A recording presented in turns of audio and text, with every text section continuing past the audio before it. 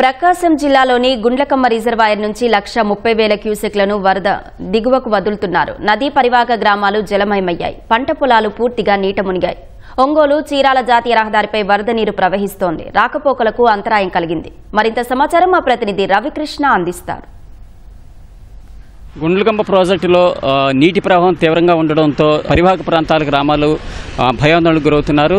గుండ్లకమ్మ ప్రాజెక్టులో దాదాపుగా 1,30,000 క్యూసెక్కుల నీరు ఇన్ఫ్లో వస్తుంది.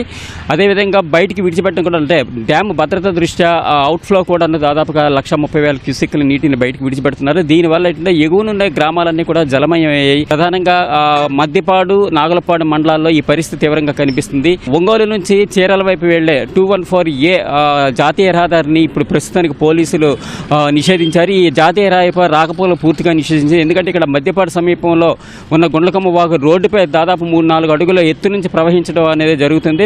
గత కొన్ని సంవత్సరాల క్రితం ఇలాంటి పరిస్థితి ఏర్పడింది. దాదాపు 10-15 సంవత్సరాల క్రితం మద్దిరాలపాడు వద్ద నది ప్రవహించేది. తొలిసారిగా ఇలాంటి పరిస్థితి ఏర్పడింది. జాతీయ రహదారిపై నీరు ప్రవహించడంతో ఈ ప్రాంత ప్రజలందరూ కూడా అల్లాడుతున్నారు. గుండ్లకమ్మ ప్రాజెక్టు తాలూకా చరిత్రలో కూడా అంటే దాదాపుగా 75,000 క్యూసెక్కుల నీటిని మాత్రమే గతంలో విడిచిపెట్టారు.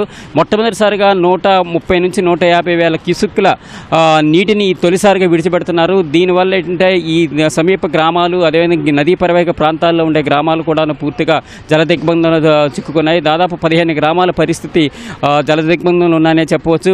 ఆ గ్రామాల ప్రజలందరూ కూడా గ్రామానికే పరిమితమయ్యారు. అదేవిధంగా చుట్టుపక్కల ఉన్న పంట పొలాలు కూడా పూర్తిగా నీట మునిగాయి. దీనివల్ల పొగాకు నారమళ్ళు కూడా పూర్తిగా ధ్వంసమయ్యాయి.